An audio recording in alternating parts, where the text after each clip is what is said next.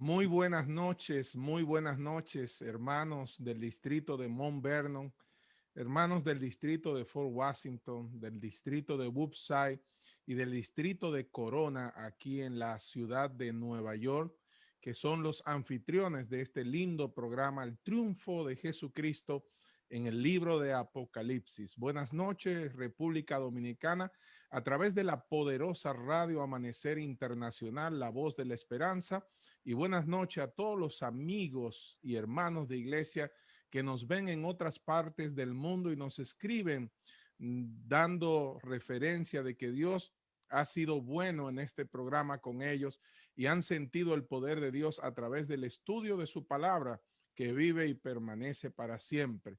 Hoy estamos llegando por la misericordia de Dios, al capítulo número 8, donde el cielo permanecerá en silencio para escuchar las oraciones de los santos, esas oraciones que llegarán al santuario celestial para que el pueblo de Dios pueda recibir la salvación. Doy la bienvenida y el saludo a mis dos compañeros, el maestro Héctor Delgado y el pastor Lázaro Sedán. Reyes, un saludo afectuoso, Pastor Lázaro, un placer estar con ustedes como siempre. Feliz noche para todos los amigos y amigas que nos miran a través de estos medios. Muchas gracias, bendiciones. Feliz de estar aquí esta noche para un tema tan interesante como el que tenemos. Bendiciones. Bien, en este momento, compañeros, 185 personas ya han compartido la transmisión. Ayer llegamos a 1000 personas que compartieron la transmisión y queremos hoy romper ese récord con la ayuda de Dios. En este momento, si no lo ha hecho, tome su celular y comparta la transmisión con un amigo, un vecino, un familiar, un compañero de trabajo, a alguien que usted necesite llevar a los caminos del Señor. Este es el mejor regalo. Nosotros ponemos la bendición en sus manos, pero su responsabilidad es compartir esta bendición.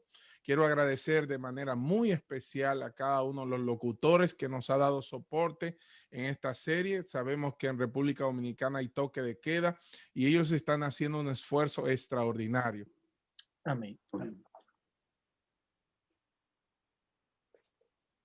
Adelante, profesor Héctor. Gracias, Reyes. Durante estos días hemos estado tratando una de las promesas del libro de Apocalipsis. Hoy vamos a ver la promesa número 3, la que corresponde a la iglesia de Pérgamo. Y dice de la siguiente manera en el verso 17. El que tiene oído, oiga lo que el Espíritu dice a las iglesias.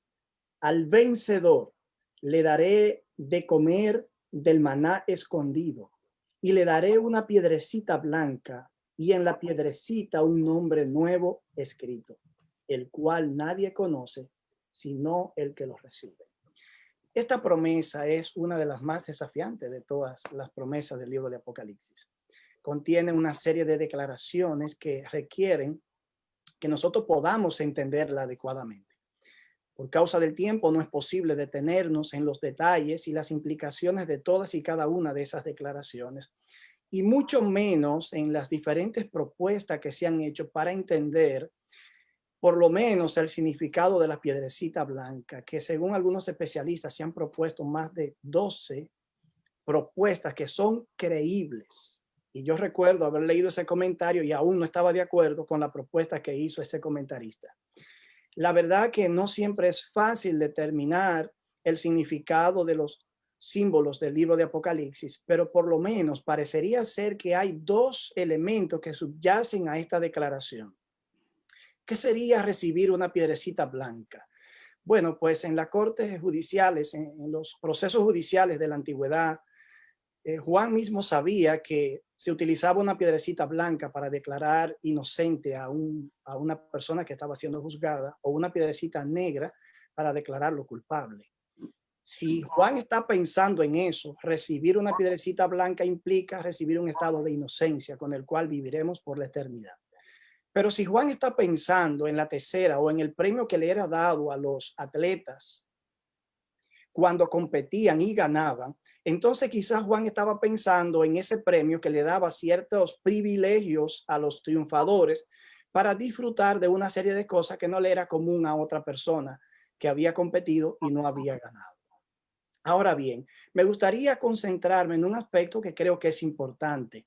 Muchos se detienen a discutir el significado de una piedrecita blanca, pero yo creo que el valor no está, o en la prioridad no está en esta promesa, en descifrar con precisión, qué puede significar la piedrecita blanca, sino en notar que la piedrecita en esta promesa solamente es un instrumento a través del cual la persona, el que vence, el redimido, el salvado, va a recibir un nombre nuevo. De manera que el énfasis o la prioridad recae en el nombre nuevo que el redimido o el salvado está recibiendo. Y eso de un nombre nuevo también amerita que nosotros tratemos de entender qué puede implicar. En las escrituras encontramos casos de personajes muy importantes como Jacob, a quien se le cambió el nombre por Israel, Abraham por Abraham, Sara por Sarai, y así sucesivamente. De manera que un cambio de nombre implica un cambio de estatus, implica un cambio en la posición del creyente en relación con Dios. Recibir un nombre nuevo quizás, y es muy probable, esté recordando la promesa que Dios hizo al pueblo de Israel en el libro de Isaías cuando dijo que le daría un nombre nuevo que perduraría para siempre. Un nombre nuevo, recordándole a Israel eso, les recuerda que su antepasado Jacob tenía un nombre que significaba un carácter manchado, defectuoso, pero que al recibir un nombre nuevo viene a implicar una nueva experiencia con Dios, el hombre nuevo, el hombre que ha nacido de nuevo, el hombre que ya no es el mismo de antes y que con ese nombre nuevo ha de vivir una nueva vida de relación con el Dios que lo ha redimido. A mí me llama también mucho la atención que en esta promesa al vencedor se le ofrece también comer del maná escondido. Bueno, pues déjenme decirles que ya los judíos en los tiempos de Juan entendían que en el reino mesiánico que ellos esperaban que el Mesías se estableciera, los judíos iban a recibir el privilegio de comer del maná escondido que estaba en el arca y que ustedes recuerdan que Dios ordenó que una pequeña porción del maná fuera colocado dentro del arca. Pues para ellos, puesto que eso estaba allí, no se iba a deteriorar como ocurría con todos los que se podían guardar de un día para otro antes del viernes. Estar en la presencia, donde estaba la presencia de Dios, frente a los mandamientos de Dios, el arca, el lugar de la gloria divina, implicaba que ese maná no se consumiría y luego tener la oportunidad de comer eso en el reino mesiánico sería un privilegio increíble, lo que implicaría también que reaparecería el arca que fue escondida cuando la deportación babilónica y que tendrían acceso al pacto original que se hizo en el Sinaí. Yo pienso que comer es un concepto que ya aparece en Apocalipsis. Las aves van a comer los cuerpos de los perversos que perecerán en la batalla final. Eso implica una desgracia total. Pero en el mensaje a la iglesia de la Odisea, Cristo está a la puerta, toca la puerta y quiere cenar con su pueblo. Por consiguiente, este concepto de comer el maná escondido implica que se tendrá el privilegio de tener una comunión íntima con Dios, una comunión que fue quebrada, rota por la entrada del pecado a este mundo. Mi querido amigo, cada una de estas promesas es una mina de poder espiritual que solamente podemos tocar brevemente en esta reflexión, pero que nos invitan, y espero que tú lo entiendas de esa manera, nos invitan a acercarnos confiadamente al trono de la gracia para recibir todas las inimaginables e infinitas bendiciones que el cielo tiene preparado para aquellos que aman al Señor y que el Señor rescatará e introducirá en el reino eterno de su gloria. Que Dios me le bendiga a todos y a cada uno. Muchas gracias, profesor, por su reflexión. Ahora vamos a abrir la palabra de Dios. Ángelo nos va a ayudar a leer el capítulo número 8 del libro de Apocalipsis para darle introducción a nuestro profesor, el pastor Hermes Tavera. Leemos el capítulo 8 del libro de Apocalipsis. Cuando abrió el séptimo sello, se hizo silencio en el cielo como por media hora. Y vi a los 7 ángeles que estaban de pie ante Dios, y se les dieron 7 trompetas. Otro ángel vino entonces y se paró ante el altar con un incensario de oro, y se le dio mucho incienso para añadirlo a las oraciones de todos los santos sobre el altar de oro que estaba delante del trono. y de la mano del ángel subió a la presencia de Dios el humo del incienso con las oraciones de los santos, y el ángel tomó el incensario y lo llenó del fuego del altar y lo arrojó a la tierra, y hubo truenos y voces y relámpagos y un terremoto. Y los 7 ángeles que tenían las 7 trompetas se dispusieron a tocarlas.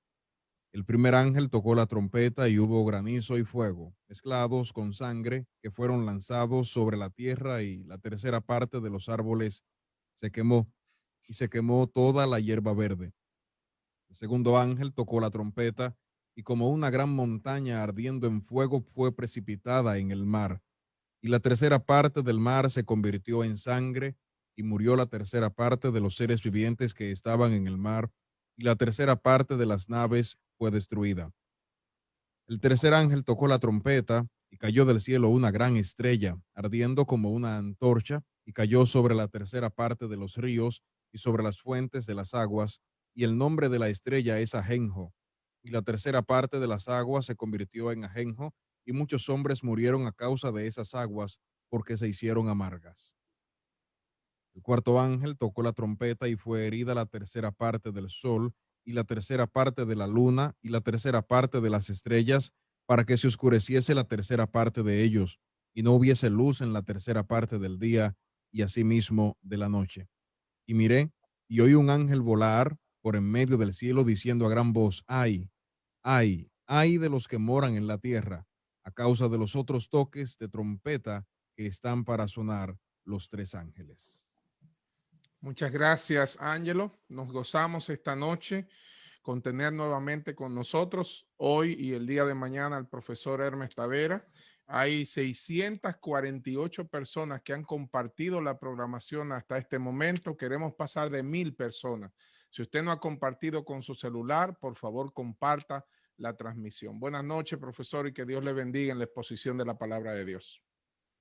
Gracias por permitirme estar otra vez aquí con ustedes para compartir la palabra de Dios. Vamos a estudiar las primeras 4 trompetas, el capítulo 8 del libro de Apocalipsis. Y voy a comenzar leyendo. Quiero que los que están escuchando también puedan leer conmigo, repasar estos textos, porque son de gran valor y de gran importancia. El texto dice,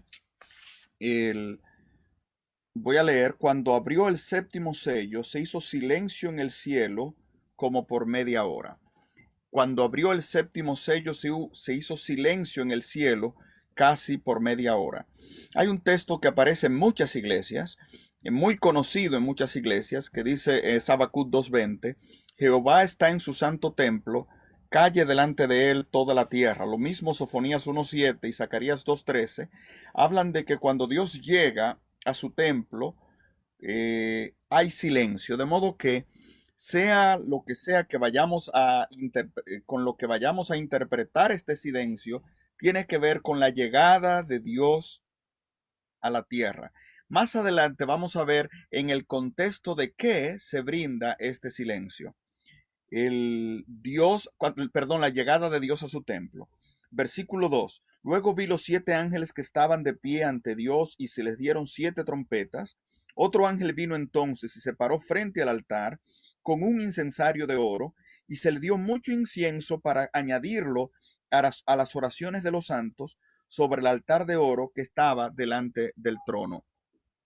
En el capítulo 5, verso 8, se dice que las oraciones de los santos en la mano de los 24 ancianos son perfumes que suben a la presencia de Dios. Dice, tienen incienso, que son las oraciones de los santos. Pero aquí aparece un ángel parado frente al altar con un incensario en su mano, y añadiéndole incienso a las oraciones de los santos. Aquí tenemos un doble incienso, el perfume de Apocalipsis 5:8, que sube como incienso, como perfume. Las oraciones suben como perfume a la presencia de Dios, pero este ángel parado frente al altar está añadiéndole algo para que las oraciones de los santos suban ante el Padre. dice el texto, y verso 4, el humo del incienso con las oraciones de los santos subió de la mano del ángel a la presencia de Dios. Nosotros creemos que este ángel es Jesucristo. Este ángel es Jesucristo ministrando por medio del Espíritu Santo. La Biblia dice que el Espíritu intercede por nosotros como hemos de pedir, como conviene. De modo que Él intercede con nuestras oraciones. El Espíritu Santo por medio del Espíritu, Jesucristo por medio del Espíritu Santo toma nuestras oraciones y en persona en el santuario celestial toma nuestras oraciones y la une con otro incienso para que nuestras oraciones puedan pasar al trono de la gracia. ¿Qué representa ese incienso? En primer lugar, la Biblia es clara al presentar de que nosotros no tenemos derecho a presentarnos ante Dios. El Salmo 5 dice, el malo no habitará ante ti. El malo no habitará ante ti. Lo que indica que nosotros como pecadores no tenemos derecho por nosotros mismos a presentarnos delante de Dios con nuestras oraciones. Pero Jesús dijo, en más de una ocasión Jesús dijo, todo lo que pidieres al Padre en mi nombre, todo lo que pidieres al Padre en mi nombre, os lo haré. De modo que en mi nombre, cuando yo pido al Padre, pero lo digo es en el nombre de Jesús, es como si Jesús lo estuviera pidiendo. Entonces, es como si Jesús se apropiara de mi oración y le dijera, Padre, yo quiero tal cosa. Hermes está pidiendo, pero Jesús toma mi oración y le hace un pedido al Padre como si fuera él. Y el Padre responde la oración de su Hijo, la oración de Jesucristo. De modo que podemos decir que aquí vemos el proceso de intercesión de Cristo por nuestras oraciones, por nosotros en el santuario celestial, tomando nuestras oraciones y colocándolas sobre él, diciendo, son mías, por eso lloro, Señor, le estoy pidiendo al Padre en el nombre de Jesús. Y Jesús dice, bueno, si es en mi nombre, entonces yo puedo pedir al Padre en lugar de Hermes, en lugar de cada oyente que en este momento esté escuchando la palabra de Dios. Jesús toma tu nombre y presenta tu pedido como si era él. Muchas personas dicen, yo soy un gran pecador, el Señor no oye mi oración. La verdad es que es así, pero ora en el nombre de Jesús. Y al orar en el nombre de Jesús, Dios no va a escuchar tu oración, pero va a escuchar la oración de Jesús en favor de tu oración. Ese es el incienso adicional que el Padre, que Jesús le añade a mis oraciones. Y solo con ese doble incienso es que nuestras oraciones pasan a la presencia del Padre. Eso es algo maravilloso, es el proceso de intercesión. En el mundo judaico, cuando el primer templo estaba vigente, cuando el primer y el segundo templo estaban vigentes, estaban en pie, se hacía silencio cuando el sacerdote entraba a presentar los pedidos del pueblo delante de Dios.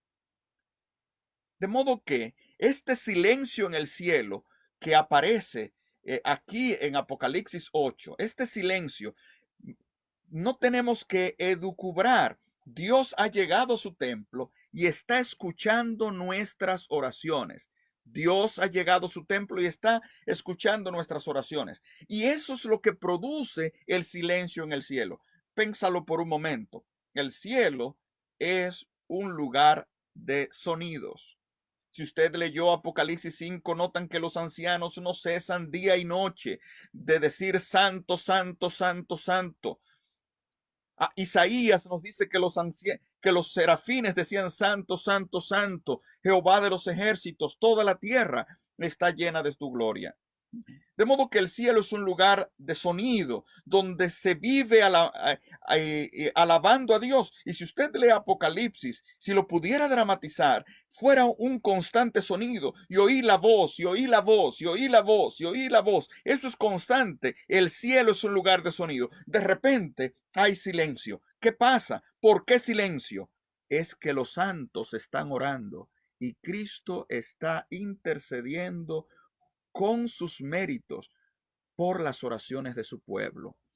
Qué maravilloso mensaje, qué extraordinario el hecho de saber que Dios, manda callar a los ángeles del cielo, el coro celestial, las voces angelicales infinitas, el ejército santo de Dios guarda silencio cuando un hijo de Dios se postra y en el nombre de Jesús reclama la promesa del Padre. Silencio en el cielo, porque tú estás orando, porque Jesús está intercediendo por ti. Hermano, si no vives una vida de oración, este texto me motiva a orar más. Si no vives una vida de oración, piensa en el sentido de esto. Dios prefiere oír tu oración lleno de problemas, lleno de pedidos, que el canto de los ángeles santos. Póstrate en este momento y órale a Dios. No dejes que pase esta noche sin hablar con tu Padre Celestial, que está esperando, que Él mandará a callar todo y habrá silencio en el cielo, no solo por media hora, sino mientras tú hablas con tu Padre Celestial en el nombre de Jesús. Ahora, el texto dice en el verso 2 que los 7 ángeles que estaban de pie se les dieron 7 trompetas. ¿Y a qué se refieren las 7 trompetas? La Biblia habla de trompetas como un instrumento de convocar al pueblo para varias cosas, para la batalla, por ejemplo, Jueces 3:27, para decir que había llegado un nuevo rey, por ejemplo, Segunda de Samuel 15:10, Primera de Reyes 1:34 y otros, Segunda de Reyes 9:13, cuando un nuevo rey se inaugura en su trono, se toca la trompeta. También se usaba como una advertencia para advertir de algún peligro inminente, como Jeremías 4:5, convocar el pueblo, ya les hablé, tocar trompeta en Sión, Joel 2:15 y 16. Era parte del servicio religioso normal. Incluso en Números 10 se mandaron a hacer trompetas para los sacerdotes. Pero quiero hacer énfasis en un detalle especial, y es precisamente Números 10 que quiero leer con ustedes. El libro de Números, capítulo 10, donde Dios manda hacer unas trompetas especiales para que los sacerdotes la toquen en momentos particulares. Dice el texto: entonces Jehová habló a Aarón, Números, es mejor depender de la cabeza que depender de los ojos. Números 10, versículos 8 al 10 dice: los hijos de Aarón, los sacerdotes, tocarán las trompetas, la tendréis como estatuto perpetuo por vuestras generaciones. O sea, los sacerdotes debían tocar la trompeta. El verso 9: cuando salgáis a la guerra en vuestra tierra contra el enemigo que os ataque, tocaréis trompeta, alarma con la trompeta, y seréis salvos de vuestros enemigos. O sea, cuando Dios dice toquen trompeta, cuando ustedes vayan a la guerra y se vean en aprietos que están perdiendo la guerra, toquen trompeta, y al tocar trompeta ustedes serán salvos, ustedes serán liberados. Y es precisamente lo que ocurrió en Segunda de Crónicas 13. Segunda de Crónicas 13 es una historia bien bonita, era una historia de una lucha intra el pueblo de Dios, Israel y Judá. Y el reino de Israel estaba venciendo al pueblo de Judá. Y dice el verso 14: cuando los de Judá miraron hacia atrás, estoy leyendo Segunda de Crónicas 13:14, cuando los de Judá miraron hacia atrás, se dieron cuenta de que los atacaban por el frente y por la espalda, por lo que clamaron a Jehová mientras los sacerdotes tocaban la trompeta. Estaban en una emboscada. No hay salida de una emboscada, por detrás y por delante, fuego por todos lados, ataque por todos lados. El ejército, el enemigo los tenía rodeados, pero se acordaron y le dijeron a los sacerdotes que toquen la trompeta. Verso 15: entonces los de Judá gritaron con fuerza, y al alzar ellos el grito de guerra, Dios desbarató a Jeroboam y a todo Israel delante de Abías y de Judá. Nota, al tocar la trompeta, seréis recordados de Jehová, dice Números 10. Y al tocar la trompeta aquí, Dios desbarató el ejército enemigo que venía contra las tribus, la tribu de Judá, el reino del sur, el reino de Judá. Y hago una parada aquí, hermano, yo no sé si tú conocerás todos los detalles de las trompetas, pero las trompetas te dicen que hay un Dios que solo está esperando oír tu sonido para liberarte. Dice: toquen la trompeta, que al oír el sonido de la trompeta, yo voy a intervenir y me voy a recordar de ustedes y los voy a librar. Es probable que tú necesites, más que estarte quejando con otros, ponerte a tocar trompeta, no de lo malo que te está pasando, sino decirle: Dios, aquí estoy, acuérdate de mí, cumple tu promesa conmigo. Qué maravilloso. Ese es el sentido de las trompetas, donde Dios interviene a favor de su pueblo y a ejecutar venganza contra los enemigos del pueblo de Dios. Ese es el sentido de las trompetas. Volvamos al libro de Apocalipsis, capítulo 8. Apocalipsis capítulo 8. Y vamos a ver un detalle. Dice el verso 5, y el ángel tomó el incensario, lo llenó de fuego del altar y lo arrojó a la tierra, y hubo truenos, voces, relámpagos y un terremoto. Y eso nos recuerda a Ezequiel, el libro de Ezequiel, capítulo 10, versos 1 y 2, cuando se acabó la gracia para el pueblo de Israel preexílico. Ezequiel vio en visión y vio un ángel arrojando los carbones del altar del incienso en tierra. Eso significaba que la gracia había ocurrido. De modo que aquí, cuando el incensario se lanza, indica que no hay más intercesión. De modo que aquí está hablando del cierre de la gracia para un pueblo en particular. Para un pueblo en particular. Vamos a ver entonces la serie de 4 trompetas que se muestran en Apocalipsis capítulo 8. Luego, mañana vamos a estudiar las trompetas 5 y 6 en el capítulo 9. Pero ahora vamos a estudiar las primeras 4 trompetas. Los 7 ángeles que tenían las 7 trompetas se dispusieron a tocarla, dice el verso 6. El primer ángel tocó la trompeta y hubo granizo y fuego mezclado con sangre y fueron lanzados sobre la tierra y se quemó la tercera parte de los árboles y toda la hierba verde fue quemada. Aquí vemos granizo y fuego, como en Éxodo 9:23 al 25, las plagas en Egipto. Hubo granizo y fuego, son señales del castigo divino, lo mismo que aparece en Salmos 18 como los instrumentos del castigo divino. Salmos 18, 12 al 14. Ezequiel 38 también habla del granizo y el fuego como señal del castigo divino. De modo que aquí vemos a un pueblo que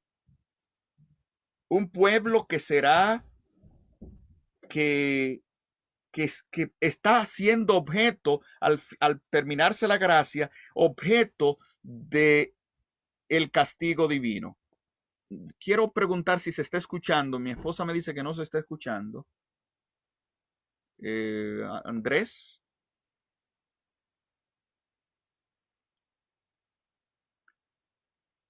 Perfectamente, maestro. Oh, perfecto. Perfecto. Muy bien. Dice que con el granizo y fuego se quemó la tercera parte de los árboles. Los árboles en la Biblia representan al pueblo de Dios, será como árbol plantado junto a corrientes de aguas. Y de eso los dice Salmo 1 o Jeremías 17, que parafrasea la misma expresión, o Salmo 92. Plantados en la casa de Jehová y en los atrios de nuestro Dios florecerán. O Isaías 61, que habla de serán llamados plantíos de Jehová, 61:3, para gloria suya. Ezequiel 20 habla de un árbol. O sea, el pueblo de Dios se representa. De modo que aquí está hablando de un castigo divino que va a destruir a la tercera parte del pueblo de Dios. De paso, la expresión tercera parte se utiliza en la Biblia para referirse al pueblo apóstata. Usted puede encontrar eso en Ezequiel capítulo 5, versículos 12 y 13, donde dice: y la tercera parte porque pecaron, porque se rebelaron contra mí. Siempre la tercera parte indica al pueblo que se aleja de Dios. Lo mismo Zacarías 13, 8 y 9. En Apocalipsis 12 dice que el dragón, su cola arrastraba la tercera parte. La tercera parte es un símbolo de los que se apartan de Dios. De modo que aquí está hablando de un castigo divino que iba a caer sobre un pueblo al terminársele la gracia, y que iba a destruir a los apóstatas, a los rebeldes contra Dios. Nosotros creemos que eso se cumplió en la destrucción de Jerusalén. El fin de la gracia del pueblo judío había terminado ya y la destrucción se aproximaba. Y en la destrucción murieron cantidad de personas que rechazaron a Cristo, que rechazaron su única oportunidad de salvación. La destrucción de Jerusalén es probablemente lo señalado en esta primera trompeta, que Jesús habló de eso en Mateo 24. Vamos a Apocalipsis, capítulo 8, verso 8. Dice: el segundo ángel tocó la trompeta y algo como un gran monte ardiendo en fuego fue precipitado en la mar. La tercera parte del mar se convirtió en sangre y murió la tercera parte de los seres vivientes que estaban en el mar, y la tercera parte de las naves fue destruida. Aquí se habla de un monte que fue echado en el mar y murió la tercera parte. Ya vemos que la tercera parte se refiere a los que se apartan a Dios. Un monte en la Biblia se refiere a una nación que está bajo el castigo divino, una gran nación, una potencia. Por ejemplo, Salmos 48:1, Salmos 78:68, Isaías 2 y 3, habla del gran monte. A veces al pueblo de Dios se le llama el monte Sión. En Jeremías 35:2, 51:24 y 25, se habla de Babilonia como un gran monte que es echado al mar, usando la misma imagen de Apocalipsis. Daniel 2, 34 y 35 habla de que la imagen, y 44 dice que la piedra que hirió a la imagen se convirtió en un gran monte, de modo que aquí está hablando de una gran nación, pero al decir que es echada en el mar, el mar representa naciones, muchedumbre, indica la caída de un imperio disuelto entre las naciones, como Isaías 57, que dice: las aguas que has visto son pueblos, muchedumbres, naciones y lenguas, y otros textos interesantes. O multitud de muchos pueblos que harán ruido como el estruendo de la mar. Son textos muy conocidos. Usted puede leer Isaías 57:20, 17:12, Jeremías 51, 41 y 42. Al echarse al mar es lo mismo que ya vimos en Isaías 51, 42, que hablaba de Babilonia. La Babilonia para los cristianos, según 1 Pedro 5:13, es Roma. Es Roma. De modo que aquí está hablando de la caída de Roma. Una gran nación, un monte echado al mar, o sea, disuelta entre las naciones. O sea, una gran nación, el Imperio Romano, cae, de modo que el primer gran evento de las trompetas es la caída de Jerusalén, del pueblo de Dios, y ahora habla de la caída del Imperio Romano que oprimía al pueblo de Dios. Estamos hablando ya de alrededor del siglo V después de Cristo, con la caída del Imperio Romano de Occidente. Y vamos a pasar entonces a leer la tercera plaga, el tercer ángel. Estoy leyendo en Apocalipsis capítulo 8, verso 10, el tercer ángel tocó la trompeta y cayó del cielo una gran estrella ardiendo como una antorcha. Cayó sobre la tercera parte de los ríos y sobre las fuentes de las aguas. El nombre de la estrella es Ajenjo. La tercera parte de las aguas se convirtió en Ajenjo y muchos hombres murieron a causa de esas aguas porque se volvieron amargas. En primer lugar, una estrella representa seres angélicos. Por ejemplo, en Job 38:7 dice: cuando las estrellas del alba alababan y se regocijaban todos los hijos de Dios. Está refiriéndose a los ángeles que cantaban en el momento de la creación. En Apocalipsis 12 habla de la tercera parte de las estrellas, o sea, son seres angélicos. Isaías 14 habla de un lucero de la mañana, Satanás como un ser celestial, un ser estelar. De modo que aquí, al hablar de las estrellas, las estrellas ardiendo, una gran estrella, está hablando de Satanás y de sus huestes que descienden sobre la tierra. Los ríos y las fuentes de las aguas siempre se utilizan en la Biblia para referirse a las enseñanzas puras de Cristo. Por ejemplo, Jesús dijo: si alguno tiene sed, venga a mí, beba. O sea, el agua de vida. Juan 7, 38 y 39, Jeremías 2:13 dice: me han dejado a mí fuente de agua viva para cavar para sí cisternas rotas que no detienen agua. Apocalipsis 21:6 dice: venga y tome del agua de vida gratuitamente. Un río de vida venía. O sea, el agua representa la enseñanza pura del evangelio, las enseñanzas puras de Dios. Ahora, esa estrella, al caer en el agua, las convierte en amarga, ajenjo.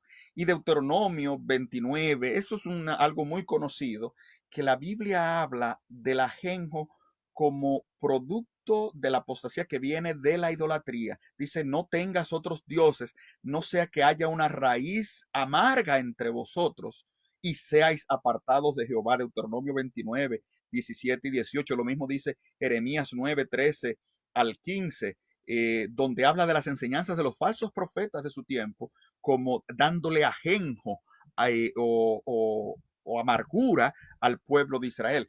También en el libro de Hebreos dice, procurad vosotros la santidad sin la cual nadie verá al Señor, mirad que no haya entre vosotros alguna raíz de amargura en la cual todos sean contaminados. De modo que aquí estamos hablando de que fuerzas satánicas, la estrella que cae del cielo, contamina el agua, es decir, las enseñanzas puras, y las convierte en amarga, es decir, enseñanzas falsas. Y eso es precisamente lo que ocurrió después de la caída del Imperio Romano, aunque el proceso había comenzado antes, con un secuestro de del cristianismo verdadero por parte del papado, y las enseñanzas falsas comienzan a pulular y el cristianismo se desvía casi totalmente de las enseñanzas puras del evangelio en el inicio de la Edad Media, lo que se conoce la primera Edad Media o Alta Edad Media. Después de la caída del Imperio Romano, la iglesia se preocupó más por acaparar el poder temporal del mundo que realmente promover el evangelio puro. So pena de muerte quien se rebelaba y se oponía para enseñar doctrinas verdaderas. De modo que la tercera trompeta está hablando de la contaminación de la verdad que ocurre de parte del cristianismo popular católico que después de la caída del Imperio Romano toma el control del mundo y secuestra las almas de los hombres con un evangelio falso. Voy a leer la cuarta trompeta en el verso 12. Dice, el cuarto ángel tocó la trompeta y fue herida la tercera parte del sol, la tercera parte de la luna y la tercera parte de las estrellas, para que se oscureciera la tercera parte de ellos y no hubiera luz en la tercera parte del día y asimismo en la noche. O sea, aquí al tocar la trompeta se oscurece el sol, la luna y las estrellas. La tercera parte, recuerda que tercera parte se refiere a los apóstatas. Y eso pasó en las plagas de Egipto. De modo que la luz por lo general se refiere al evangelio. Así alumbre vuestra luz delante de los hombres para que vean vuestras buenas obras. Mateo 5:16. Yo soy la luz del mundo. El que me sigue no andará en tinieblas, mas tendrá la luz de la vida. Mientras estoy en el mundo, luz soy del mundo. Juan 9:4 y 5. Juan 8:12. Jesús, su evangelio se presenta como la luz, de modo que al hablarse de el oscurecimiento del sol, la luna y las estrellas, estamos hablando de algo que es consecuencia de la trompeta anterior. Al contaminarse la verdad, el mundo cae en total tinieblas espirituales. Y eso podríamos decir que se cumple en la segunda parte de la Edad Media, lo que se conoce la Baja Edad Media, ya para el tiempo de los reformadores, cuando la iglesia había llegado a la total apostasía, el evangelio totalmente pervertido y el mundo estaba totalmente cubierto de tinieblas espirituales. Esta es la secuencia de plagas que menciona dice el verso 13, miré y una voz que volaba en medio del cielo y decía, ay, ay, ay de los que habitan en la tierra a causa de los otros toques de trompeta que están para tocar los tres ángeles. Es decir, que mañana será interesante porque esta secuencia llega hasta nuestros días. Ya nos quedamos en las cuatro trompetas primero que llegan hasta la Baja Edad Media, la segunda parte de la Edad Media, donde el mundo se encontraba lleno de tinieblas espirituales. No quiero terminar sin recordar lo más importante. Este proceso de degradación espiritual es una respuesta de Dios, una respuesta al conflicto del hombre de Satanás contra el pueblo de Dios. Dañando la verdad, contaminando la verdad, oscureciendo la verdad. Pero en el mismo sonido de trompeta, Dios no solo está anunciando el mal, sino llamando a su pueblo a una convocatoria a orar, porque Dios siempre a través del tiempo ha recordado a su pueblo y ha mantenido un remanente fiel que se ha mantenido con la verdad pura para pasarla de generación a generación. Que Dios te guarde, que Dios te bendiga. muchas gracias, profesor, por su exposición. Gloria a Dios, extraordinario lo que Dios hace a través de sus siervos que están llevando esta palabra de esperanza y de vida. Quisiera preguntarle de inmediato, siempre una de esas va a ser la pregunta mía. Hay muchos amigos de nuestra iglesia que están viendo ahora la programación, no se han bautizado todavía, amigos de otras denominaciones religiosas. ¿Qué les dice el capítulo número 8 a ese grupo especial de seguidores, amigos de la radio y de esta programación que están llevándola junto a nosotros, profesor Hermes? Lo más importante del capítulo 8 para alguien que está buscando a Dios y para el pueblo de Dios hoy es, en primer lugar, que Cristo está intercediendo por ti. Él está tomando tu pedido y lo está presentando delante del Padre como si fuera su pedido, por lo cual puede también salvar perpetuamente a los que por Él se acercan a Dios, viviendo siempre para interceder por ellos. Hebreos 7:25.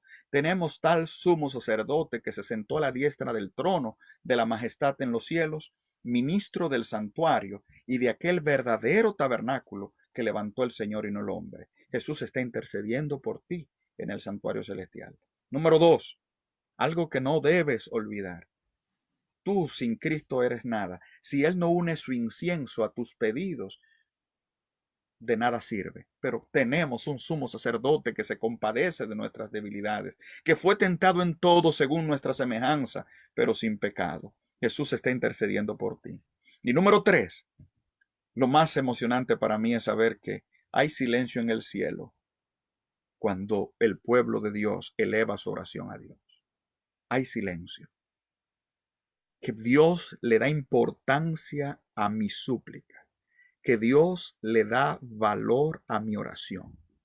Tú estás ahora con un nudo en el pecho que no lo quieres soltar y Dios está suplicándote a ti, por favor, echa toda tu ansiedad sobre mí porque yo tengo cuidado de ti. Dios está interesado. Dios ha inclinado su oído para que saques lo que tienes de adentro. Echa tu ansiedad sobre Cristo, que Él tendrá cuidado de ti. Pastor Sedano, luego el pastor Héctor. Mi pregunta es la siguiente. Muchas veces, cuando se lee esto de las destrucciones que ocurren en el mar, la tercera parte de los hombres, y eso produce temor.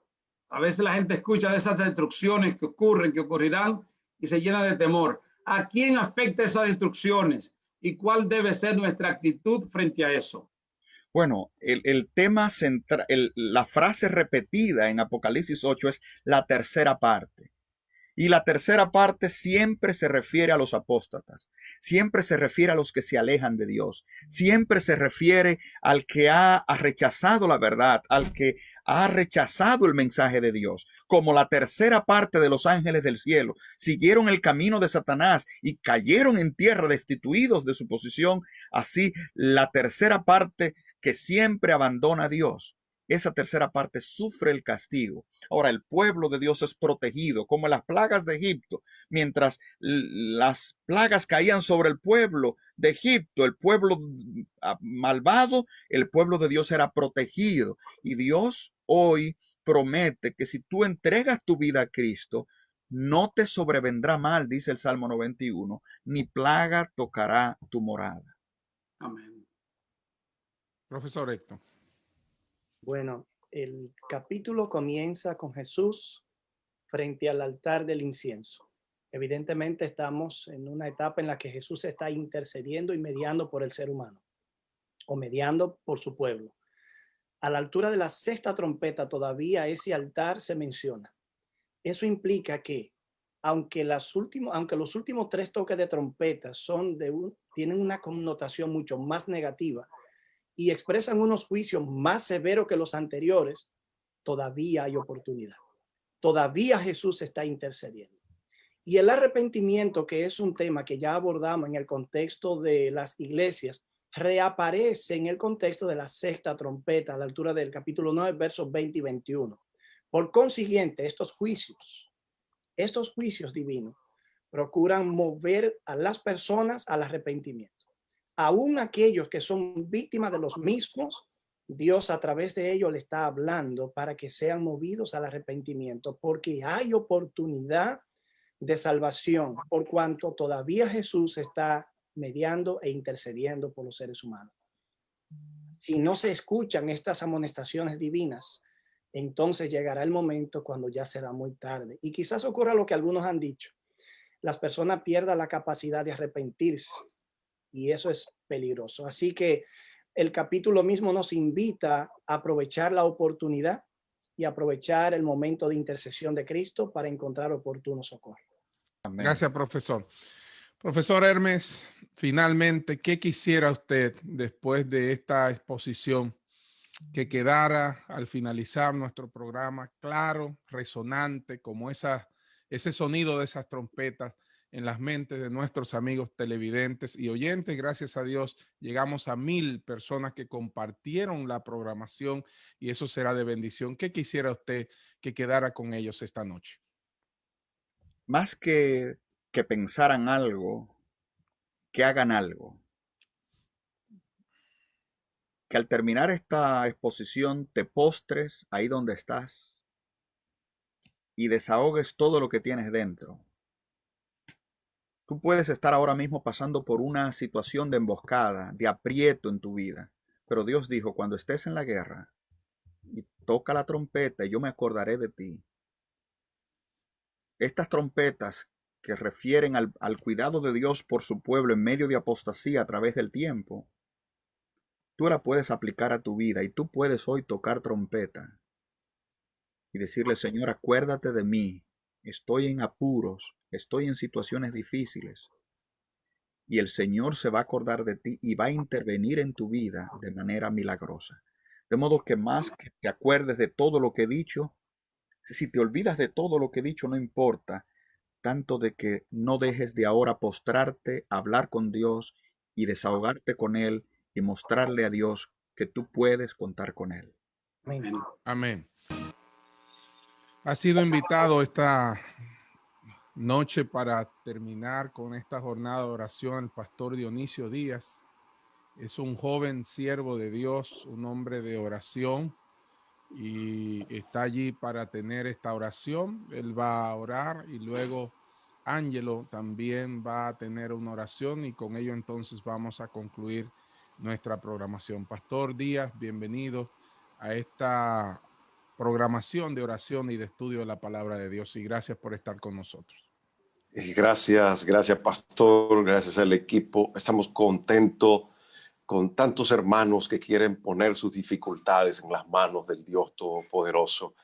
Está nuestro hermano Marcelino Martínez. Él está pidiendo a Dios para que pueda bendecir su familia. Luisa Núñez está pidiendo oración por su salud física, su salud espiritual. Desde otro país nos están pidiendo que oremos por Jocabet, que también tiene dificultad de salud. Vamos a estar orando por ellos. Madres que están pidiendo a Dios por sus hijos para que puedan ser usados por Él y que su futuro pueda estar en tus manos, pueda estar en las manos de Dios. Es bonito saber que puedes tener confianza en Dios que escucha tu oración. María Bautista está pidiendo oración por una hermana que recibió una noticia de que tiene cáncer y ha estado depresiva por esto. Vamos a estar orando por ella. Vamos a estar orando por Marcelo Díaz. También tiene dificultad de salud y lo estamos entregando en las manos del Dios Todopoderoso. Hemos solo tomado algunas de tantas peticiones que tenemos aquí, pero qué bueno que hay un grupo de personas que está tomando en cuenta estos pedidos para continuar orando por ellos. Así que no te sientas mal si no escuchas que estamos mencionando tu nombre aquí ahora, porque hay un equipo especial que va a estar orando por estos pedidos.